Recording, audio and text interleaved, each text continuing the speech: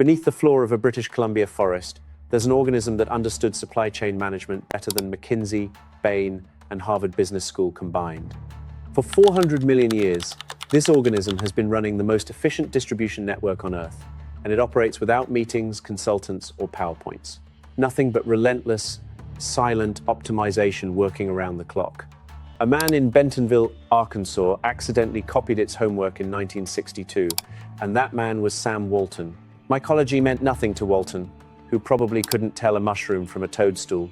What he built when he created Walmart, though, was an almost perfect recreation of the underground architecture that makes forests work. This same structure allows a dying hemlock to receive emergency sugars from a Douglas fir 200 feet away, routing resources wherever they're needed most, in real time, with no central brain making decisions. By the time Walmart's competitors figured out what was happening, the fungal network had already won. Most people misunderstand fungi completely. When you see a mushroom poking out of the ground, you're looking at the organism's fruit, its reproductive structure, not the organism itself. The actual fungus, the part that's been alive for decades or centuries, spreads underground through miles and miles of thread-thin filaments called mycelia, forming a second nervous system beneath the forest floor. Oregon is home to a honey fungus, whose mycelial network spans 2,385 acres, making it the largest organism on Earth. And until you know to look for it, the whole thing remains completely invisible. A researcher named Suzanne Simard at the University of British Columbia published a paper in Nature in 1997 that changed how we understand forests. She injected radioactive carbon isotopes into a paper birch tree and tracked where those carbon molecules went. And what she found was borderline disturbing. That carbon didn't stay in the birch. Within hours, it had traveled underground through those mycelial threads and appeared in a Douglas fir tree 80 feet away. The trees weren't just neighbors, they were networked, connected through what Simard would later call the Wood Wide Web. Paul Stamets, the mycologist who would later advise the Pentagon on fungal applications for biodefense, calls it nature's internet, and he's not being poetic, he's being literal. What makes this fascinating is that the transfer wasn't random at all. The mycelia weren't just passively moving resources around, they were routing them intelligently. Young seedlings struggling in the shade received more carbon, while trees under attack from beetles got defensive compounds sent their way through the network. Dying trees would dump their remaining resources into the network for redistribution, performing what amounts to a final act of generosity. Simard discovered something else about these networks. They had hubs. Certain old-growth trees, which she called mother trees, were connected to hundreds of other plants and served as central nodes routing resources across the entire forest. Cut down a mother tree and seedling survival rates in that area collapsed, which proved the network had architecture and critical infrastructure baked into its design. Redundancy was built in too. Damage one connection, and the mycelia would root around it, healing itself, adapting, keeping resources flowing even when individual components failed. What 400 million years of evolution produced was a distribution system with no single point of failure, no central command, and near-perfect resource allocation. The system didn't think or plan, it just worked. Now, I know you came here to learn about retail, so stay with me. Discount retail was a new concept in the early 1960s. Kmart launched in 1962, Target launched in 1962, and Walmart also launched in 1962. Three companies entering the same space in the same year with the same basic idea of high volume, low margins, pilot high, and watch it fly. That same year, Sears, the company that had invented retail distribution networks through mail order catalogs a century earlier, was still debating whether discount stores were beneath them. They had written the playbook themselves, and they still lost. Every conventional measure pointed to Kmart as the eventual winner. They had more capital, better locations, more brand recognition, and they opened stores in big cities, while Sam Walton was putting Walmarts in towns so small they barely appeared on maps. Rogers, Arkansas had a population of 5,700 people, and retail experts thought Walton was insane for opening there. What Walton was thinking about wasn't stores at all. He was thinking about what connected them. One decision changed everything. Instead of scattering stores across different regions like everyone else, Walton built outward from a center, putting a distribution center in Bentonville, and then opening stores in a tight radius around it. No store could be more than a day's drive from a warehouse. Another distribution center came next, with more stores opening in a radius around that one, then another, and another after that. The stores didn't expand randomly. They expanded like mycelia, outward from hubs, filling in territory, always staying connected to the network. Walton called this the hub and spoke model and thought he was being clever about trucking costs. What he didn't realize was that he was recreating a 400 million year old architecture. Mycelia don't just connect trees, they transfer information. When a plant on one side of a forest gets attacked by aphids, it releases chemical signals into the mycelial network, and within hours, plants on the far side of the forest that have never encountered aphids start producing defensive compounds. The network moves intelligence, not just resources. Walmart did something unprecedented in 1987 when they launched their own satellite, a private telecommunications satellite just for internal communications. Retail companies didn't launch satellites, and the idea seemed insane. Walton understood something his competitors didn't, which was that information needed to move faster than products. That satellite launched Walmart into electronic data interchange before most retailers had fax machines, connecting every store, every distribution center, and every truck into a single real-time network. When a store in Oklahoma sold a case of Tide, Bentonville headquarters knew within 90 minutes. And more importantly, the Tide supplier knew, the distribution center knew, and the trucks being loaded knew. Walmart called this system Retail Link, and it was their version of the Wood Wide Web, chemical signaling translated into ones and zeros. Today, Walmart processes 2.5 petabytes of data every hour, which is more than the entire internet contained in the year 2000. The network didn't just grow, it evolved into something unprecedented. Just like mycelia routing resources to struggling seedlings, Retail Link let Walmart route inventory wherever demand was spiking. When a hurricane headed toward Florida, Walmart was loading trucks with bottled water, batteries, and strawberry Pop-Tarts before customers even started panicking. Their data showed Pop-Tart sales surging 7 times higher than normal before hurricanes, and no human intuition would have caught that pattern. The network caught it. Kmart had stores while Walmart had a network, and that's why it was never a fair fight. 3 mechanisms explain specifically how fungal principles translated into Walmart's dominance, and the first is decentralized resource redistribution. Mycorrhizal networks in forests don't wait for instructions from some central tree. Resources flow toward need automatically, with carbon-starved seedlings becoming sinks that the network routes carbon to, while mature trees with excess become sources that the network pulls from. No planning is required, just gradients and flows operating continuously. Walmart built the retail equivalent through something called cross-docking. A truck arrives at a distribution center loaded with 20 different products from 20 different suppliers. And in traditional retail, you'd unload everything, put it on warehouse shelves, then later pull items to fill store orders.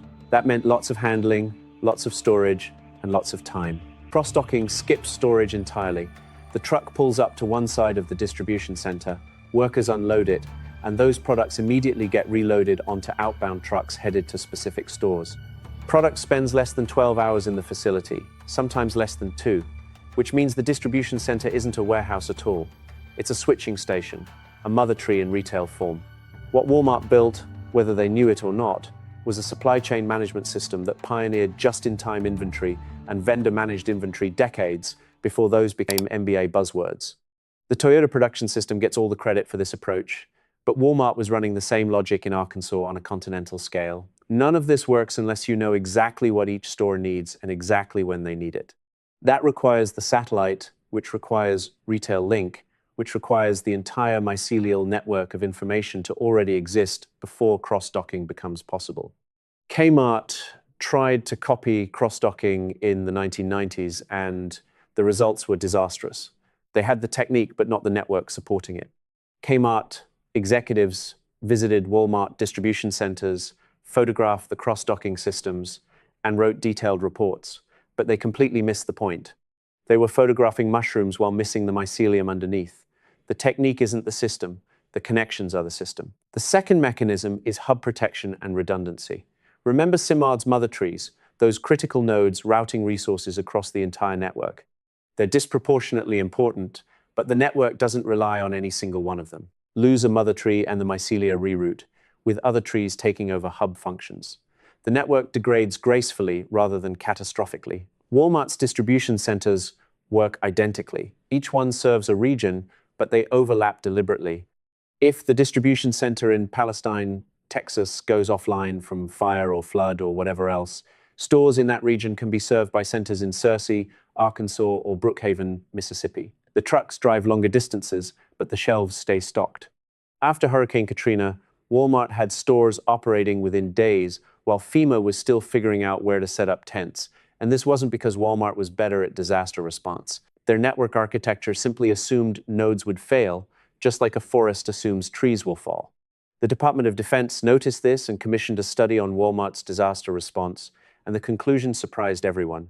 Walmart's distribution network was more resilient than the military's own supply chain, and the army started taking notes from Bentonville. The third mechanism is the one that really killed Walmart's competition.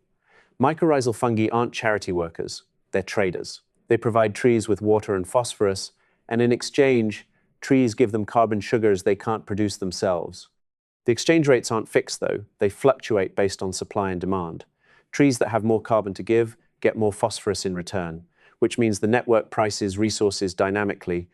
Ecologists call this biological market theory, and the exact same phrase shows up in supply chain journals. Neither field realized they were describing the same phenomenon. Walmart imposed the same logic on suppliers. Most retailers in the 1980s negotiated prices annually, signing a contract, locking in a cost, and revisiting it the next year. Sam Walton demanded something different called continuous replenishment. The deal he offered suppliers worked like this. You get direct access to our sales data through Retail Link, where you can see exactly what's selling, where, in real time.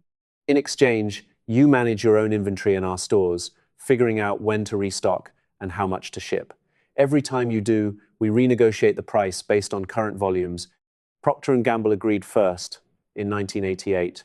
Their executives flew to Bentonville thinking they were negotiating a sales contract, and they left having restructured their entire supply chain instead. One attendee described the experience as feeling like a religious conversion, where you walked in thinking about your company and walked out thinking about the network. David Glass, the CEO who scaled Walmart from 1988 to 2000, understood that this symbiosis was the real competitive advantage. Not the stores, not the prices, but the relationships binding everything together. Within a decade, Walmart became P&G's largest customer by a factor of 2. The suppliers weren't vendors anymore, they were nodes on the network. Just like trees connected to mycelia, they'd traded independence for access. And just like trees, they discovered the network's benefits were real. P&G's logistics costs plummeted, their forecasting improved, and they were making more money through Walmart than through traditional retailers, even on lower margins. A dark side existed too. Once you're connected to a mycelial network, you depend on it. Trees that have been networked for decades have smaller root systems because they've outsourced resource acquisition to the fungi, disconnect them, and they struggle to survive independently. Ecologists call this network dependency, though some are blunter about it and call it network addiction. Suppliers who joined Retail Link faced the same trap. Their systems became optimized for Walmart, their factories produced Walmart-specific packages, and their logistics assumed Walmart distribution centers. Walking away from Walmart meant rebuilding capabilities they'd allowed to atrophy over years. Some suppliers who lost Walmart contracts didn't survive the transition at all. Rubbermaid, once America's most admired company, couldn't adapt after a Walmart pricing dispute and ended up acquired, gutted, and gone. Some ecologists argue the mycelia aren't helpers at all, but extractors, taking more from trees than they give. The cooperation framing might be romantic projection, and depending on how you view Walmart's supplier relationships, that might make the parallel even more accurate. Sam Walton didn't set out to build a trap when he started. He set out to build efficiency. But networks create dependency whether you intend it or not. Forests know this. The fungi have been running this play for 400 million years. This is exactly why Walmart's competitors failed. Kmart looked at Walmart and saw stores, shelf layouts, pricing strategies, and store locations. Those were visible and could be copied. What they didn't see was underground. The distribution centers weren't warehouses, they were mother trees. The satellite wasn't a communication tool, it was a chemical signaling system. The supplier relationships weren't contracts, they were symbiotic exchanges calibrated by real-time resource gradients operating beneath the surface. Kmart tried to compete with stores against a network, and by 2002 they were bankrupt. Ames, Caldor, Venture, Bradley's, and all the regional discounters that thought they could compete on price and location are gone now. You can't fight a network with nodes. What makes this profound is that neither Sam Walton nor Suzanne Simard were copying each other. Walton built his system between 1962 and 1987, while Simard didn't publish her Nature paper until 1997. They converged on the same architecture independently because that architecture is what works. Efficient resource distribution across large complex systems seems to require certain features: decentralized routing, hub-and-spoke topology, real-time information transfer, dynamic pricing of exchanges, redundancy against node failure, and symbiotic interdependence all appear again and again. Whether you're moving carbon through a forest or toilet paper through Arkansas, the physics of networks don't change. The math is the math. This is why Walmart is so hard to disrupt.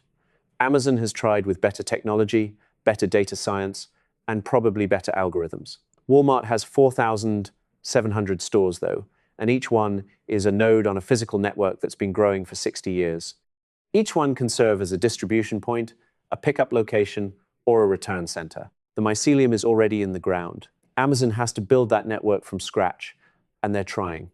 Those delivery vans you see everywhere are mycelia sprouting in new territory, and the fulfillment centers, the lockers, and the Whole Foods acquisition all represent Amazon trying to grow a physical network to compete with Walmart's. Two mycelial networks are now competing for the same forest floor, and the next decade of retail is a fungal territory war.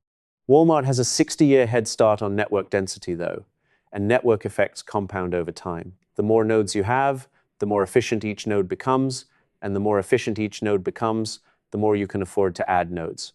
Trees connected to large mycorrhizal networks grow faster than isolated trees. Walmart stores connected to dense distribution networks operate more efficiently than standalone competitors. Same principle, same math. What mycologists figured out by studying forests, and what supply chain engineers are still catching up to, is a unified theory of distribution. Decentralized routing, hub architecture, and dynamic symbiotic exchange aren't separate strategies at all. They're all expressions of the same truth, which is that networks outcompete individuals every time in every domain, whether the network is moving sugars, shipping containers, or data packets. Next time you think about competitive strategy, ask yourself whether you're building a store or building a network. Ask whether you're optimizing a node or optimizing connections. Ask whether you're a tree trying to grow taller or mycelium spreading underground. The best businesses aren't built with better products. They're built with better architectures. Sam Walton didn't build a retail company. He grew a fungal network, and he just didn't have the vocabulary for it until now. Mycology and supply chain management seem like unrelated fields until you look at the structure. Then you see they're running the same code. That's what we do here, finding hidden architectures, connecting fields nobody thinks are connected. If you want to see how network theory explains why some startups explode while others stall, or how epidemiology predicts which products go viral, and why the word viral isn't a metaphor, subscribe. Next week, we're covering why the same math that models disease transmission explains everything from TikTok's algorithm to Tesla's market cap. Leave a comment and tell me the most fungal business you've ever seen, a company that won not because of what they sold, but because of what they connected. The mushroom isn't the organism, the network is.